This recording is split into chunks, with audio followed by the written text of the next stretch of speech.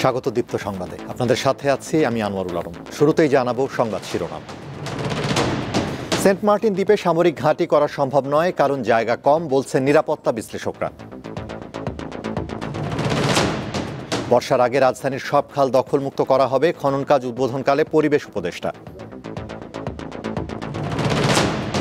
দাবি আদায়ে রাজধানীর শ্যামলী ও মহাখালীতে সড়ক অবরোধ, যানজটে ভোগান্তিতে নগরবাসী। আওয়ামী লীগ প্রাতিষ্ঠানিক সক্ষমতা নষ্ট করায় বাজার নিয়ন্ত্রণ কঠিন, আলোচনায় বক্তাদের মত।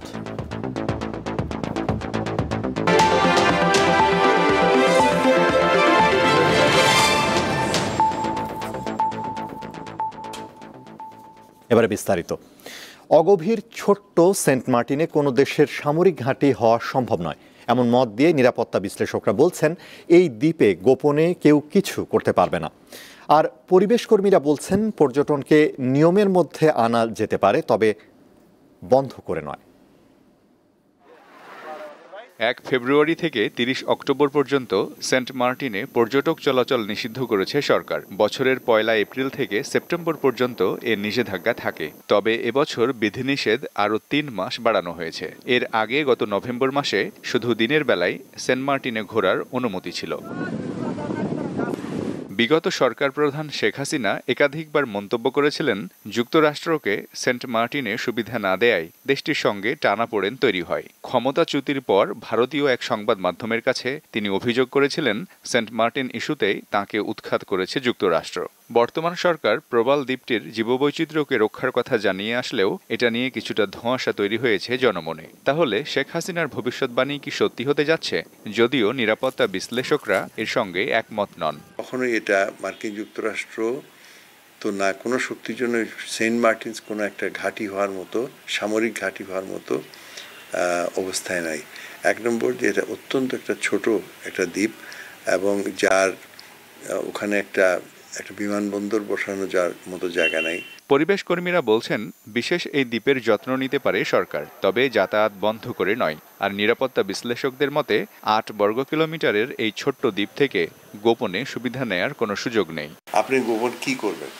আপনি একটা সেখানে রেডিও মনিটরিং বা রেডার মনিটরিং করতে পারেন, সেখানে আপনার এটা কি গোপন থাকবে? এটা তো আপনার ওখানে কেউ গেলেও দেখতে পাবে, আকাশ থেকেও দেখতে পাবে। সেন্ট মার্টিনকে এরকম কোনো জায়গা করে দেওয়া উচিত হবে না যেখানে যাতায়াত নিষিদ্ধ। কারণ সেন্ট মার্টিনে তো বসবাসকারী মানুষ রয়েছে, তাদের জীবন রয়েছে, জীবিকা রয়েছে, এবং এটা আমার দেশের একটা অংশ। কাজে এখানে যাতায়াতকে পুরোপুরি রেস্ট্রিকশন করে দেওয়ার কোনো সুযোগ রয়েছে বলে আমি মনে করি না। তার মতে সেন্ট মার্টিনকে কেন্দ্র করে ভূরাজনৈতিক আলোচনা আছে, তবে সেইগুলোকে স্বচ্ছভাবে তুলে ধরার দায়িত্ব সরকারের। একই সঙ্গে দেশের পর্যটন ব্যবস্থাকেও নিয়মের মধ্যে আনতে হবে। সেন্ট মার্টিনকে রক্ষা করার জন্য অবশ্যই পর্যটনকে নিয়ন্ত্রিত করতে হবে, এবং সেন্ট মার্টিনের ভেতরের যে কর্মকাণ্ড সেটাকেও একটা রেগুলেশনের মধ্যে নিয়ে আসতে হবে, কারণ এটা একটা বিশেষ জায়গা। কিন্তু এই ব্যবস্থাপনা কখনোই এরকম হতে পারবে না যেটা সাধারণ মানুষের কাছে স্পষ্ট থাকবে না। তিনি মনে করেন, দেশের স্বার্থে সরকার যে কোনো সিদ্ধান্ত নিতে পারে, তবে সেটা হতে হবে জনগণের মতামতকে গুরুত্ব দিয়ে। মিজানুর রহমান, দীপ্ত সংবাদ, ঢাকা। আসন্ন বর্ষা মৌসুমের আগেই নগরীর 19টি খাল দখলমুক্ত করে পানি প্রবাহ নিশ্চিত করা হবে বলে জানিয়েছেন পরিবেশ উপদেষ্টা সৈয়দা রিজওয়ানা হাসান। সমন্বয়ের অভাবে এতদিন উদ্ধার কাজ হয়নি জানিয়ে তিনি বলেন, স্থানীয় সরকার সহ সংশ্লিষ্ট মন্ত্রণালয় এক হয়ে খাল উদ্ধার ও খনন করবে। বর্ষা মৌসুম এলেই অল্প বৃষ্টিতে তলিয়ে যায় রাজধানী ঢাকার বিভিন্ন এলাকা, যার অন্যতম কারণ নগরীর অকেজো ড্রেনেজ আর অপর্যাপ্ত জলাশয়। এসব সমস্যার সমাধানে গেল কয়েক দশকে হাজার কোটি টাকার প্রকল্প নিয়েছে সরকারি বিভিন্ন সংস্থা, কিন্তু সুফল পায়নি নগরবাসী।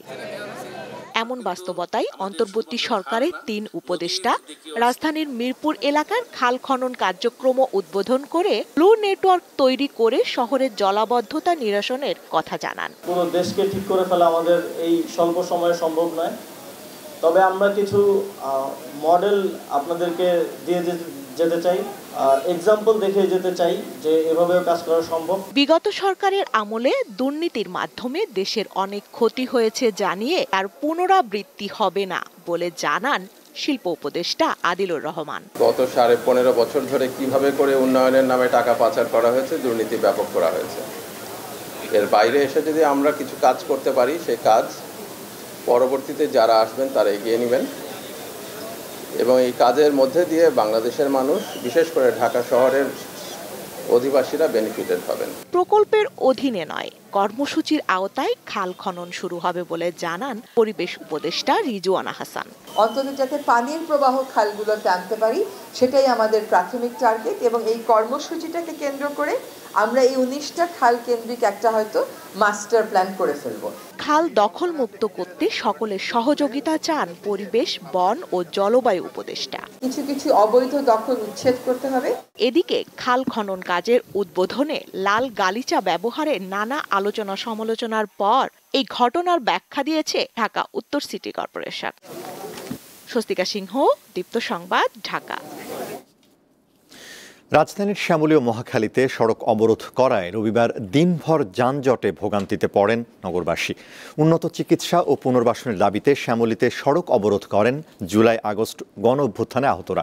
আর বিশ্ববিদ্যালয় করার দাবিতে মহাখালীতে সড়ক অবরোধ করেন সরকারি তিতুমির কলেজের শিক্ষার্থীরা। রাজধানীর শ্যামলীতে শিশু মেলার সামনে 4 রাস্তার মোড়ে রবিবার সকাল থেকে অবস্থান নিতে শুরু করেন জুলাই অভ্যুত্থানের সময় আহত শতাধিক মানুষ। শিশু মেলার সামনে অবস্থান করে আন্দোলনকারীরা ব্যারিকেড দেয়।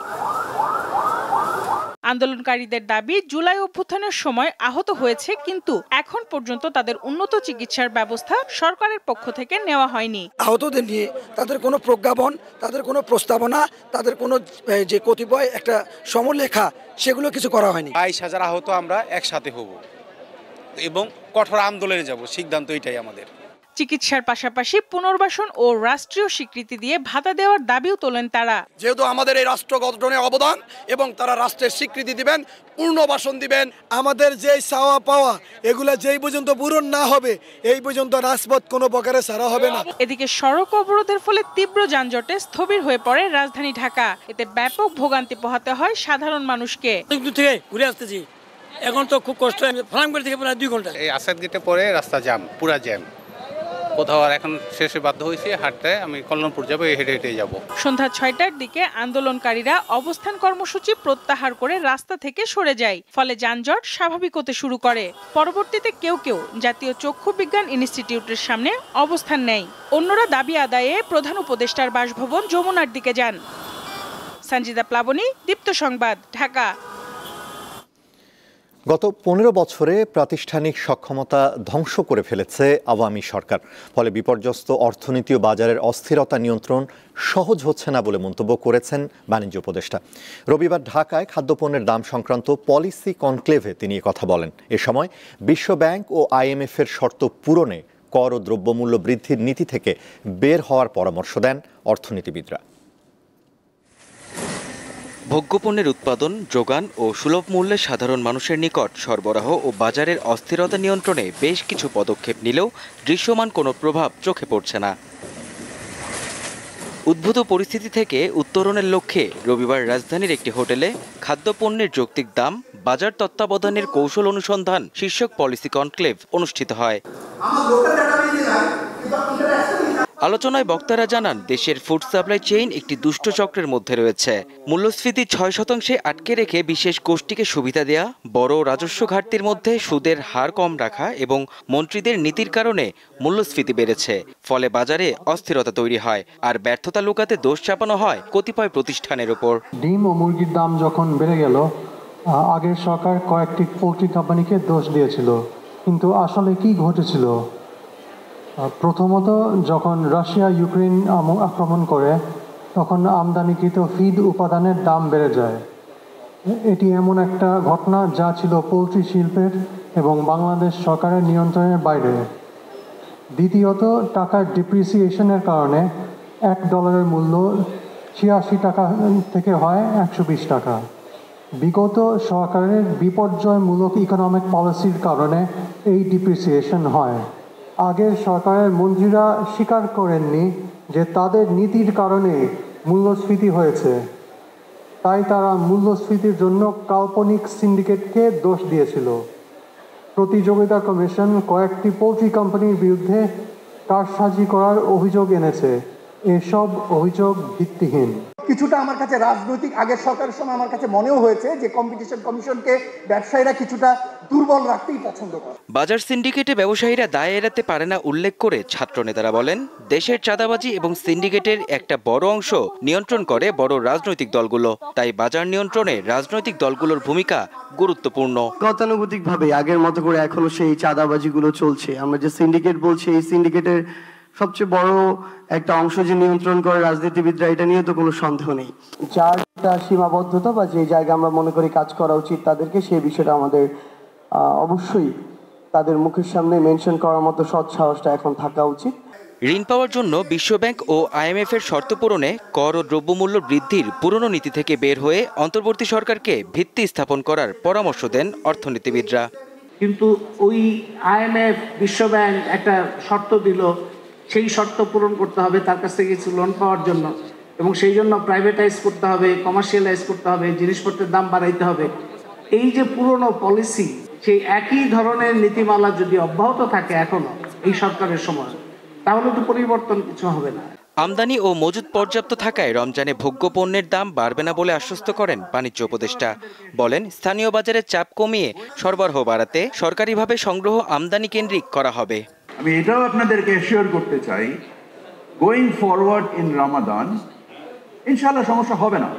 কারণ আমাদের আমদানিকৃত যে ভোগ্য পণ্য, এর মধ্যে যদি আপনি দেখেন চিনি, তেল, ছোলা, খেজুর, আমি আপনাদেরকে কনফার্ম করতে চাই যে ইনশাআল্লাহ আল্লাহর রহমতে এর কোনো সংকট বাজারে নাই।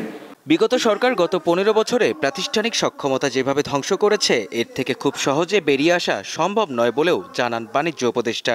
যেহেতু আমাদের প্রাতিষ্ঠানিক সক্ষমতাকে ধ্বংস করা হয়েছে। মেহেদী হাসান, দীপ্ত সংবাদ, ঢাকা।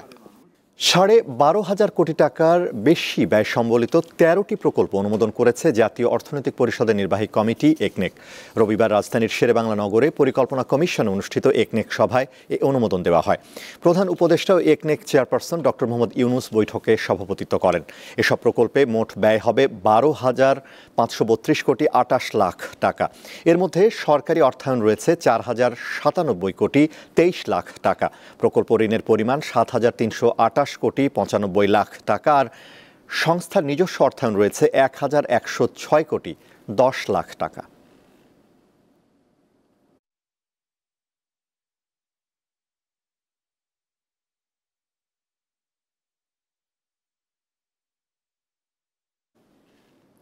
গাজীপুরের টঙ্গীর তুরাগ তীরে আখেরি মোনাজাতের মধ্য দিয়ে শেষ হলো বিশ্ব ইজতেমার প্রথম পর্বের প্রথম ধাপ। মোনাজাত পরিচালনা করেন মাওলানা জোবায়ের আহমেদ। তিনি মুসলিম উম্মাহ, দেশ, জাতীয় মানবতার জন্য দোয়া করেন। কাল সোমবার শুরু হবে প্রথম পর্বের দ্বিতীয় ধাপের ইজতেমা। রোববার ভোর থেকে টঙ্গীর তুরাগ তীরে মুসল্লিদের ঢল নামে।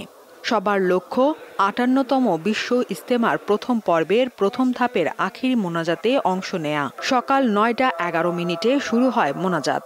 পরিচালনা করেন কাকরাইল জামে মসজিদের খতিব মাওলানা জোবায়ের আহমেদ। 24 মিনিট ধরে চলা মোনাজাতে মুসলিম উম্মাহ ও মানবতার কল্যাণে মহান আল্লাহ তাআলার কাছে প্রার্থনা করেন তিনি। 9:35 মোনাজাত শেষ হয়। তাবলিগ জামাতের এই আয়োজনে অংশ নিতে পেরে সন্তুষ্টি প্রকাশ করেন দেশ বিদেশের মুসল্লিরা।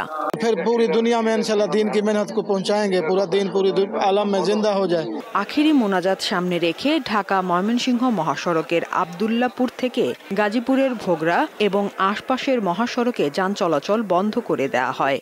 বড় বড় মুরব্বীরা বয়ান করলেন, ইমানি খোরাক পাওয়া যায়, আখিরাতকে বোঝা যায়। ইজতেমায় নারীদের জন্য আলাদা ব্যবস্থা না থাকায় ময়দানের বাইরে থেকে অনেক নারী আখিরি মোনাজাতে অংশ নেন। এখানে যা শিখছি, যা আমল করছি, এগুলো আমরা বাসায় যা আবার আমাদের আহলিয়া সবারকে নিয়ে আমরা এগুলো সুন্দর মতন আমল করবো ইনশাআল্লাহ।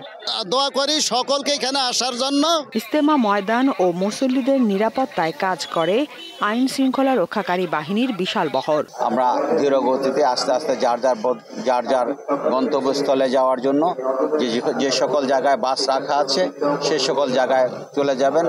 আখিরি মোনাজাত উপলক্ষে টঙ্গী, গাজীপুর, উত্তরার অনেক শিক্ষা প্রতিষ্ঠান ও কলকারখানা বন্ধ রাখা হয়।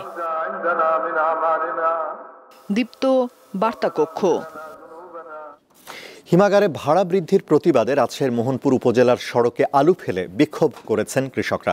রবিবার দুপুরে উপজেলা পরিষদ চত্বরে রাজশাহী নওগাঁ মহাসড়কে আলু ফেলে এই প্রতিবাদ কর্মসূচি পালন করেন তারা। কৃষকরা জানান, প্রতি কেজি আলু সংরক্ষণে আগে হিমাগারে 4 টাকা ভাড়া নিত, এবার 8 টাকা নির্ধারণ করা হয়েছে। ভাড়া কমানো না হলে এ কর্মসূচি চলমান থাকবে।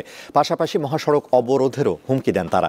বিক্ষোভ মিছিলে মোহনপুর, তানোর ও পবা উপজেলার কয়েক হাজার কৃষক অংশ নেন। এর আগে গত মাসে তানোর উপজেলার কৃষকেরা একই দাবিতে বিক্ষোভ কর্মসূচি পালন করেন।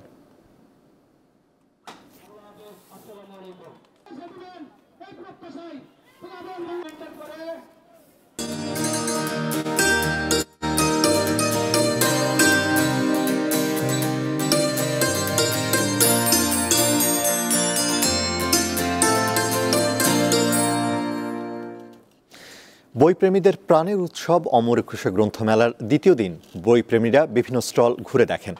দর্শনার্থীদের আনাগোনা থাকলেও বই বেচা কেনা আশানুরূপ ছিল না। এখনও অনেক স্টল পুরোপুরি প্রস্তুত হয়নি। রবিবার নতুন বই এসেছে 13টি।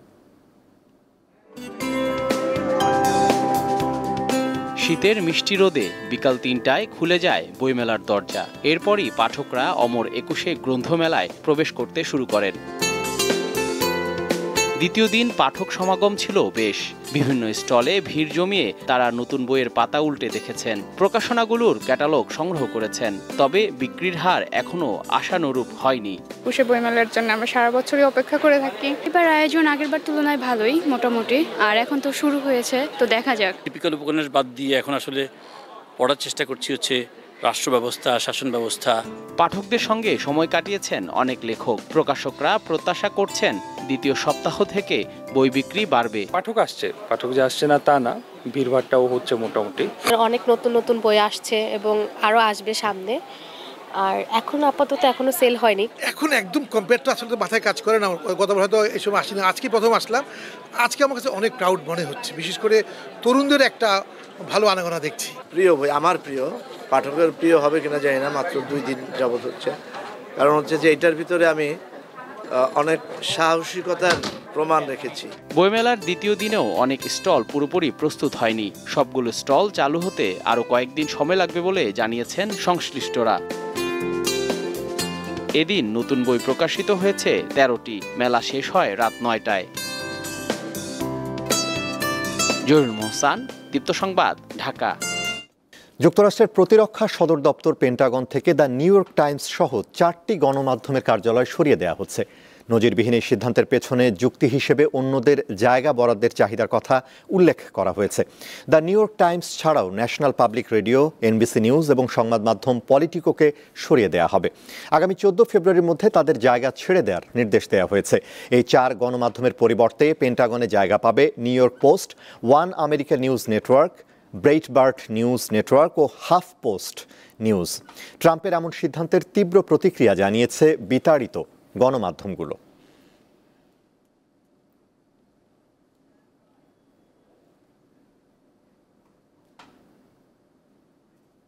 কানাডা, মেক্সিকো, চীনের উপর ট্রাম্পের শুল্ক আরোপের পদক্ষেপ শুধু যুক্তরাষ্ট্র নয়, গোটা বিশ্বের অর্থনীতিকে প্রভাবিত করবে বলে মনে করছেন অর্থনীতিবিদরা।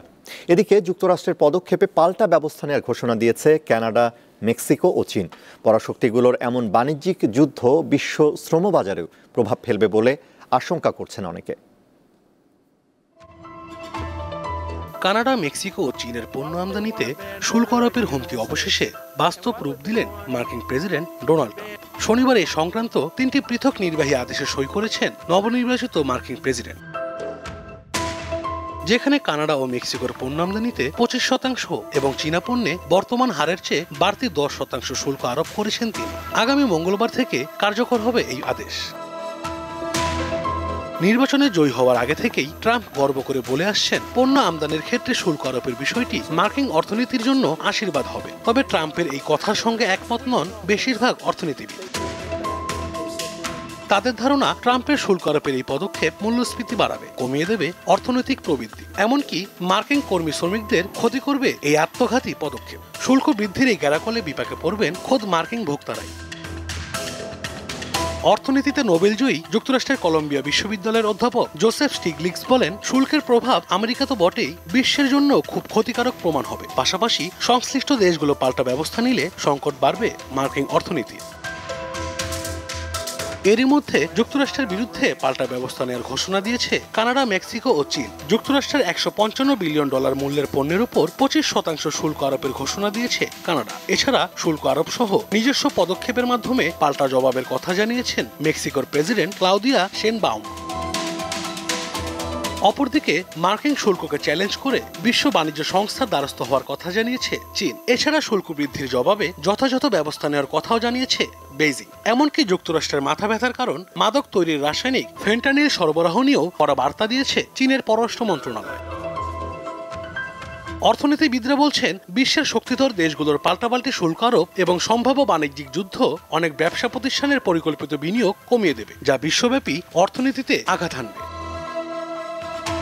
এছাড়া ট্রাম্পের নিজ দেশের উৎপাদনকারী কৃষক ও শ্রমিকদের গুনতে হবে মাশুল। আশরাফ শুভ, দীপ্ত বার্তা কক্ষ।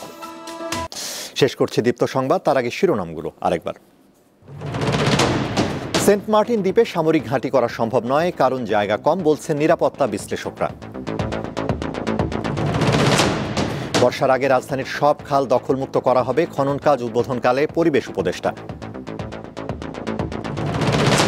দাবি আদায়ে রাজধানীর শ্যামলী ও মহাখালীতে সড়ক অবরোধ, যানজটে ভোগান্তিতে নগরবাসী। এবং আওয়ামী লীগ প্রাতিষ্ঠানিক সক্ষমতা নষ্ট করায় বাজার নিয়ন্ত্রণ কঠিন, আলোচনায় বক্তাদের মত।